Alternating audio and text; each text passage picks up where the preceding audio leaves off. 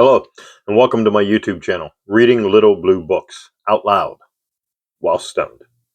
Today we're going to do part 3 of the big Little Blue Book, titled What Great Infidels Have Done to Advance Civilization, written by Robert G Ingersoll. No copyright date on this one, presumably written around or copyrighted around 1920s to 30s into the 1940s. And with this one, we're going to begin off with the chapter titled Bruno. Here we go. The night of the Middle Ages lasted for 1,000 years. The first star that enriched the horizon of this universal gloom was Giordano Bruno. He was the herald of the dawn. He was born in 1550, was educated for a priest, became a Dominican friar. At last, his reason revolted against the doctrine of transubstantiation. He could not believe that the entire Trinity was in a wafer or in a swallow of wine.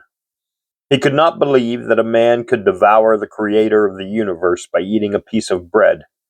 This led him to investigate other dogmas of the Catholic Church, and in every direction he found the same contradictions and impossibilities supported not by reason but by faith. Those who loved their enemies threatened his life. He was obliged to flee from his native land, and he became a vagabond in nearly every nation of Europe. He declared that he fought not what priests believed, but what they pretended to believe. He was driven from his native country because of his astronomical opinions.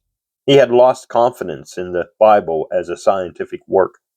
He was in a danger because he had discovered a truth. He fled to England. He gave some lectures at Oxford. He found that institution controlled by priests. He found that they were teaching nothing of importance, only the impossible and the hurtful. He called Oxford the widow of true learning. There were in England at that time 2 men who knew more than the rest of the world. Shakespeare was then alive. Bruno was driven from England. He was regarded as a dangerous man. He had opinions. He inquired after reason. He expressed confidence in facts. He fled to France. He was not allowed to remain in that country. He discussed things. That was enough. The church said, "Move on." He went to Germany. He was not a believer. He was an investigator. The Germans wanted believers. They regarded the whole Christian system as settled. They wanted witnesses. They wanted men who would assert. So he was driven from Germany. He returned at last to his native land. He found himself without friends, because he had been true not only to himself, but to the human race. But the world was false to him, because he refused to crucify the Christ of his own soul between the 2 thieves of hypocrisy and bigotry. He was arrested for teaching that there are other worlds than this, that many of the stars are suns around which other worlds revolve, that nature did not exhaust all her energies on this grain of sand called the earth. He believed in a plurality of worlds, in the rotation of this, in the heliocentric theory. For these crimes, and for these alone, he was imprisoned for 6 years. He was kept in solitary confinement. He was allowed no books, no friends, no visitors. He was denied pen and paper. In the darkness, in the loneliness, he had time to examine the great questions of origin, of existence, of destiny. He put to the test what is called the goodness of God. He found that he could neither depend upon man nor upon any deity. At last, the Inquisition demanded him. He was tried, condemned, excommunicated, and sentenced to be burned alive. According to Professor Draper, he believed that this world is animated by an intelligent soul, the cause of forms, but not of matter, that it lives in all things, even in such as seem not to live. that everything is ready to become organized, that matter is the mother of forms, and then their grave. That matter and the soul of things together constituted God. He was a pantheist, that is to say, an atheist. He was a lover of nature, a reaction from the aestheticism of the church. He was tired of the gloom of the monastery. He loved the fields, the woods, the streams. He said to his brother priests, "Come out of your cells, out of your dungeons. Come into the air and light. Throw away your beads and your crosses. Gather flowers. Mingle with your fellow men. Have wives and children. Scatter the seeds of joy. Throw away the thorns and nettles of your creeds. Enjoy the perpetual miracle of life." On the 6th day of February, in the year of grace 1600, by the triumphant beast, the Church of Rome, this philosopher, this great and splendid man was burned. He was offered his liberty if he would recant. There was no God to be offended by his recantation, and yet, as an apostle of what he believed to be the truth, he refused this offer. To those who passed the sentence upon him, he said, "It is with greater fear that ye pass this sentence upon me than I receive it." This man, greater than any naturalist of his day, grander than the martyr of any religion, died willingly in defense of what he believed to be the sacred truth. He was great enough to know that real religion will not destroy the joy of life on earth. Great enough to know that investigation is not a crime, that the really useful is not hidden in the mysteries of faith.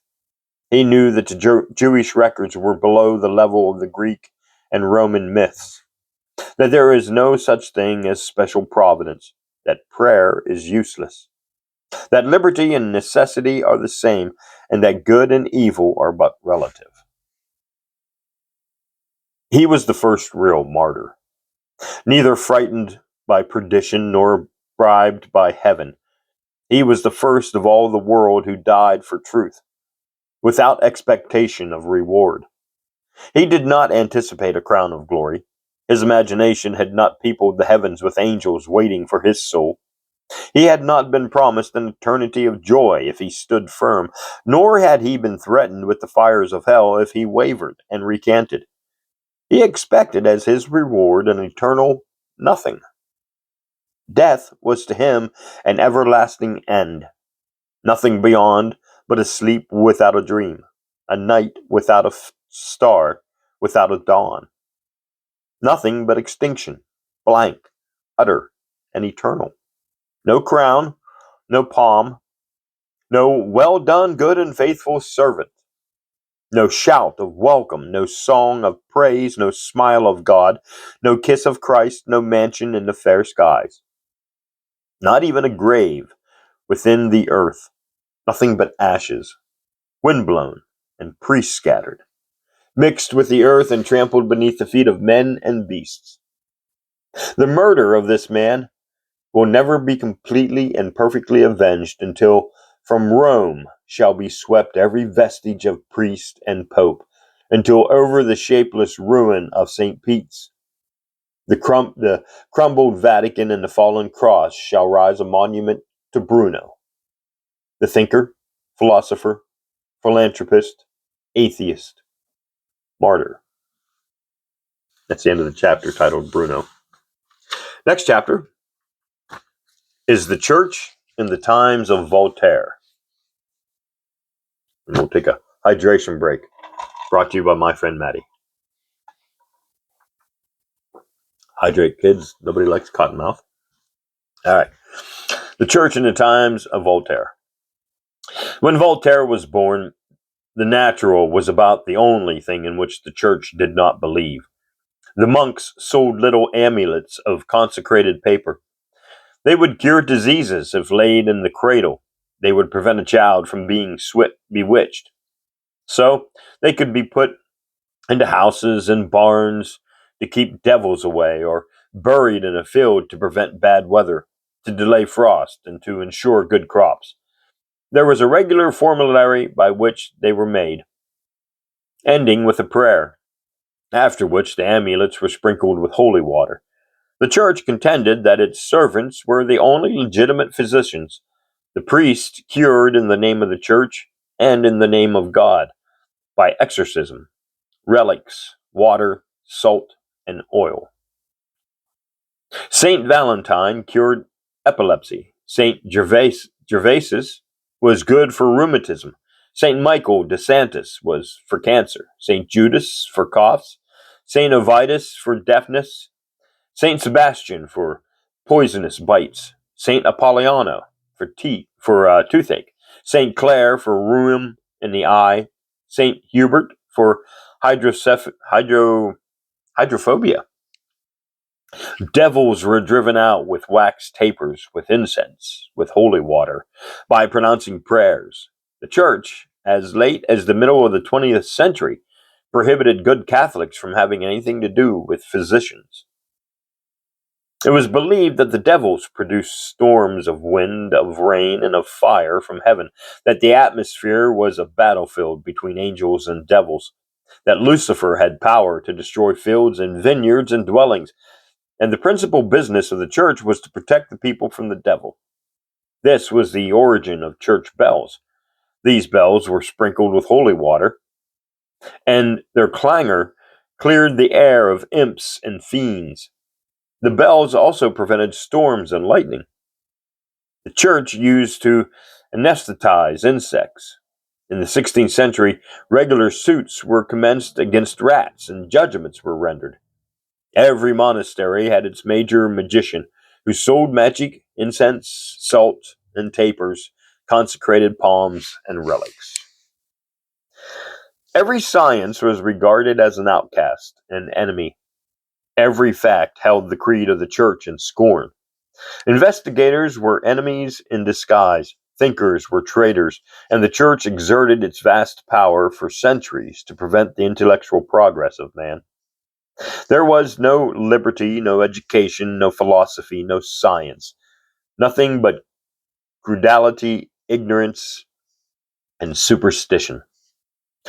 The world was really under the control of Satan and his agents. The church, for the purpose of increasing her power, exhausted every means to convince the people of the existence of witches, devils, and fiends. In this way, the church had every enemy within her power. She simply had to charge him with being a wizard or holding communication with devils, and the ignorant mob were ready to tear him to pieces. In such an extent, this was frightful course pursued. To such an extent was this frightful course pursued, and such was the prevalence of the belief in the supernatural, that the worship of the devil was absolutely established. The poor people, brutalized by the church, filled with fear of satanic influence, finding that the church did not protect, as a last resort, began to worship the devil. The power of the devil was proven by the Bible. The history of Job, the temptation of Christ in the desert, the carrying of Christ to the top of the temple, and hundreds of other instances were relied upon as establishing his power. And when people laughed about witches riding upon anointed sticks in the air, invisible, they were reminded of a like voyage when the devil carried Jesus to the pinnacle of the temple. This frightful doctrine filled every friend with suspicion of his friend. It made the husband denounce the wife, the children, the parents, and the parents, the children. It destroyed all the sweet relations of humanity. It did away with justice in the courts. It destroyed the charity of religion. It broke the bond of friendship. It filled with poison the golden cup of life. It turned earth into a very hell, peopled with ignorant, tyrannical, and malicious demons. Such was the result of a few centuries of Christianity. Such was the result of a belief in the supernatural. Such was the result of giving up the evidence of our own senses and relying upon dreams, visions, and fears. Such was the result of destroying human reason, of depending upon the supernatural, of living here for another world instead of for this, of depending upon priests instead of upon themselves. The Protestants vied with the Catholics. Luther stood side by side with the priests he had deserted in promoting this belief in devils and fiends. To the Catholic, every Protestant was possessed by a devil. To the Protestant, every Catholic was the homestead of a fiend. All order, all regular succession of causes and effects were known no more. The natural ceased to exist. The learned and the ignorant were on a level. The priest had been caught in the net spread for the peasant, and Christendom was a vast madhouse with insane priests for keepers. And that's the end of that chapter. Church in the Age of Voltaire. Then we'll hydration break.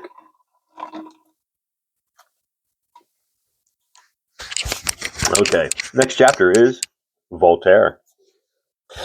When Voltaire was born, the church ruled and owned France. It was a period of almost universal corruption. The priests were mostly libertines. The judges were nearly as cruel as venal. The royal palace was simply a house of assassination.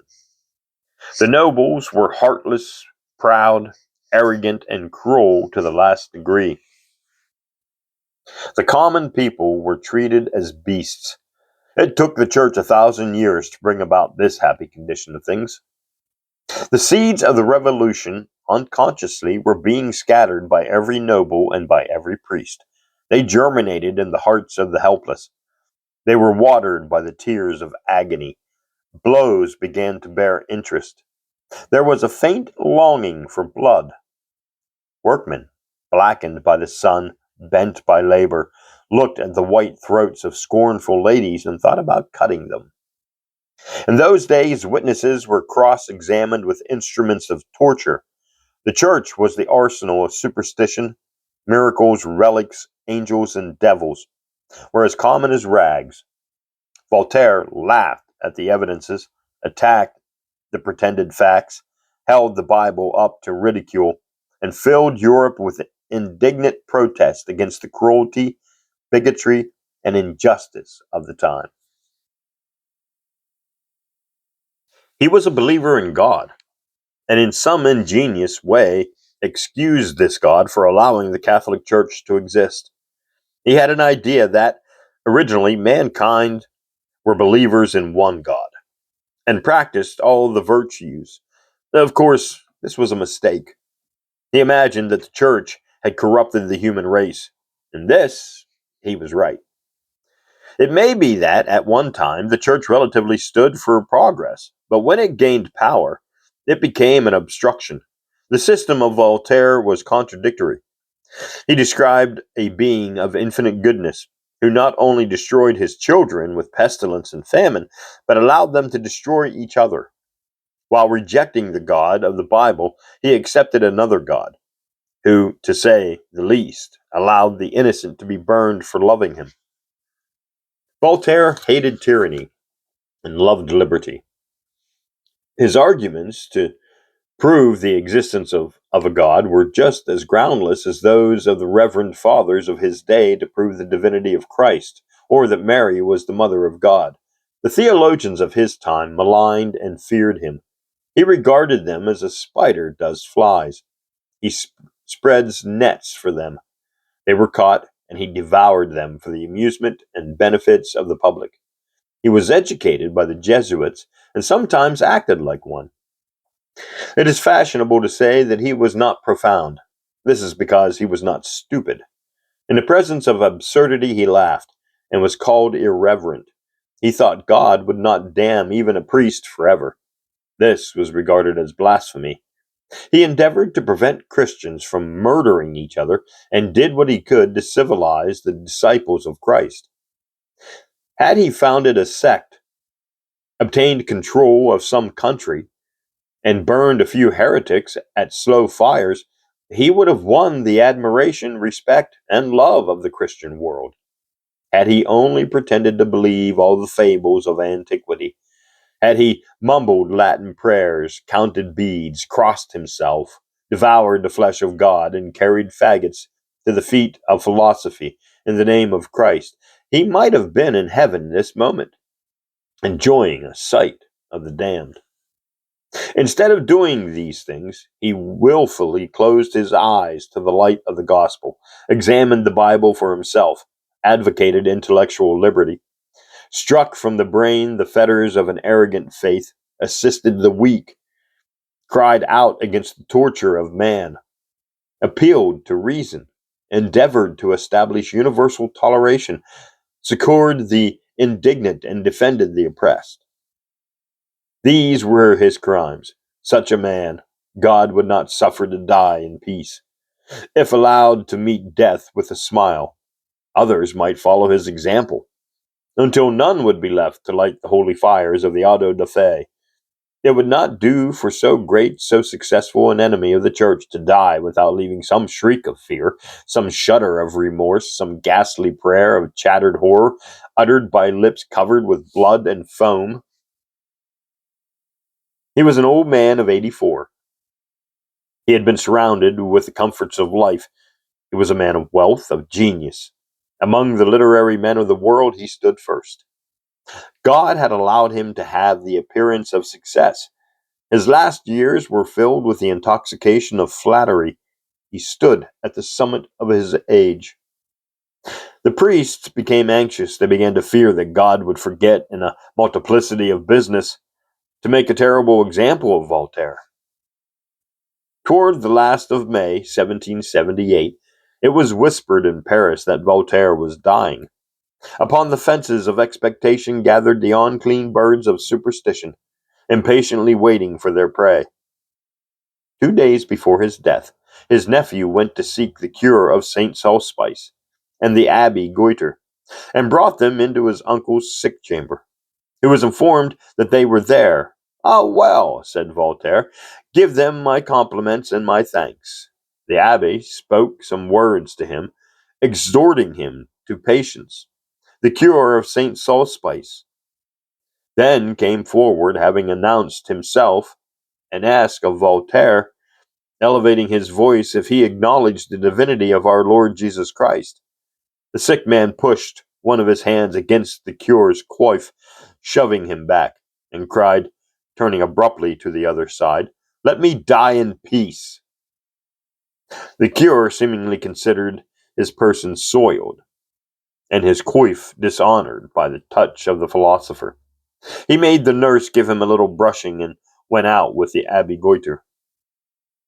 He expired, says Wagmere, on the 30th of May, 1778, at about 11:15 at night, with the most perfect tranquillity. 10 minutes before his last breath, he took the hand of Marad, his valet de chambre,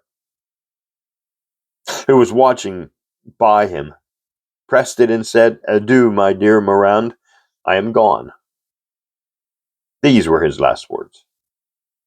From his death, so simple and serene, so natural and peaceful, from these words so utterly destitute of cant or dramatic touch, all the frightful pictures, all the despairing utterances have been drawn and made. From these materials, and from these alone, have been constructed all the shameless lies about the death of this great and wonderful man, compared with whom all of his calamitors, dead and living, were and are but dust and vermin. Voltaire was the intellectual autocrat of his time. From his throne at the foot of the Alps, he pointed the finger of scorn at every hypocrite in Europe. He was the pioneer of his century. He was the assassin of superstition. He left the quiver of ridicule without an arrow. Through the shadows of faith and fable, through the darkness of myth and miracle, through the midnight of Christianity, through the blackness of bigotry, past cathedral and dungeon, past rack and stake, past altar and throne, he carried, with chivalric hands, the sacred torch of reason. That's the end of that chapter. Next chapter is Diderot. Doubt in the first step, Doubt is the first step towards faith. Or, geez, let's try that again. First, we'll have a hydration break. Dear Drake, doubt is the first step towards truth. There we go. Finally got it out. Diderot was born in 1713. His parents were in what may be called the humbler walks of life. Like Voltaire, he was educated by the Jesuits. He had in him something of a vagabond, and was for several years almost a beggar in Paris. He was endeavoring to live by his pen. In that day and generation, a man without a patron, endeavoring to live by literature, was necessarily almost a beggar. He nearly starved, frequently going for days without food. Afterward, when he had something himself, he was as generous as the air. No man ever was more willing to give, and no man less willing to receive, than Diderot. Diderot, pronouncing it incorrectly. Diderot. He wrote upon all conceivable subjects that he might have bread. He even wrote sermons and regretted it all his life. He and Delamalbert were the life and soul of the encyclopedia. With infinite enthusiasm, he helped to gather the knowledge of the world for the use of each and all. He harvested the fields of thought, separated the grain from the straw and chaff, and endeavored to throw away the seeds and fruit of the superstition. His motto was, "Incredulity is the first step towards philosophy." He had the vices of most Christians, was nearly as immoral as the majority of priests. His vices he shared in common. His virtues were his own. All who knew him united in saying that he had the pity of a woman, the generosity of a prince, the self-denial of an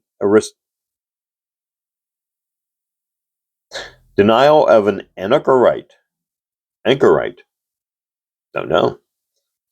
The courage of Caesar and the enthusiasm of a poet. He attacked with every power of his mind the superstition of his day. He said that he thought. The priest hated him. He was in favor of universal education.